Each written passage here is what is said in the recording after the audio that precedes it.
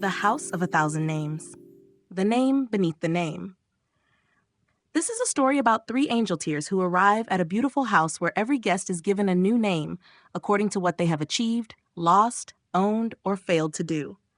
Their third miracle-minded adventure begins when they discover that love is not something to earn or become. It is what they already are. The three Angelteers followed a rose-covered road to the House of a Thousand Names. Above the doorway hung a sign, "Who are you today?" Inside, attendants hurried from guest to guest carrying golden nameplates. Spider Monkey received Most Entertaining Visitor. I accept. Squirrel Monkeys read Excellent Organizer. Accurate. Howler Monkey stared proudly at his Most Impressive Voice. At last, a serious establishment. Then a bell rang. Updates, cried an attendant. Spider's plate became Not as funny as yesterday. Squirrel received Made 3 mistakes before lunch. Howler's became Too loud in the East Hall. Howler gasped. Too loud? Around them, names changed everywhere. Successful merchant became lost 3 customers. Promising talent became disappointing performance. An elderly gardener were no longer needed. Spider frowned. This house changes people very quickly. Squirrel studied a wall covered with waiting plates. Clever, failure, beautiful, difficult, important, forgotten, winner, loser. How do you decide which name is true? He asked. The chief attendant shrugged. Whichever fits what happened most recently. Near the staircase, a small monkey sat alone. His plate read, Not good enough. Spider crouched beside him. What happened? I spilled a tray at breakfast. And that tells you what you are. The little monkey looked down. That's what they gave me. The Angelteers became quiet. Through an open window came the faint fragrance of roses warmed by the afternoon sun. Squirrel breathed in. Nothing told him what to say. Howler finally asked, What are you feeling? Like I have to do something wonderful before I can feel okay again.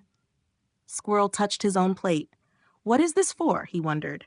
Across the room, everyone was checking nameplates instead of looking at one another. Spider removed his. So if I'm entertaining, I'm worth something. The chief attendant nodded. And if I'm not? The attendant reached for another plate. Spider gently stopped him. No, I mean without another one. The room became still. Squirrel unclipped Excellent Organizer. Howler removed Most Impressive Voice. The chief attendant stared. But how will anyone know who you are? Howler opened his mouth, then closed it. No grand declaration seemed needed. The little monkey slowly removed Not Good Enough. Spider sat beside him. A woman nearby took off Failure. Someone else removed Important. Soon golden plates clicked softly onto tables. Clink, clink, clink. The elderly gardener held No Longer Needed. I've worn this for 6 years, Squirrel asked. Has it told you what you are? The gardener shook his head. Only what I believed about myself. He put it down. The chief attendant looked around nervously. This is going to ruin my filing system. Spider said, Label the drawers. The little monkey laughed. Then he asked, So what am I? Squirrel felt the urge to give him a better description. Kind, innocent, wonderful. But those were still names. He asked instead, What if what you are was here before you ever earned a name?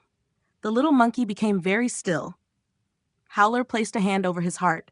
Spider did the same. Squirrel remembered quietly, Love which created me is what I am. He did not announce it. He simply let the thought settle. Something softened in the room. People who had spent the day comparing plates began helping one another. The merchant carried the gardener's tools. The musician helped clean the spilled tray. Nobody received a medal. Nobody updated the wall. Love was extending without anyone having to prove they possessed it. As the Angelteer stepped outside, Spider looked back at the sign. Who are you today? That question may be backwards. Squirrel nodded. What I am doesn't change with the day. Howler stretched his wings. And apparently, I can be love even when I am too loud in the East Hall. You can, said Spider, although the East Hall may still appreciate a lower volume. Howler grinned. Love with acoustical awareness. They continued down the rose-covered road. Miracle-minded remembrance. Love is not something I have to earn or become. Love is what I am. May we sing, rest, and dance our way home together.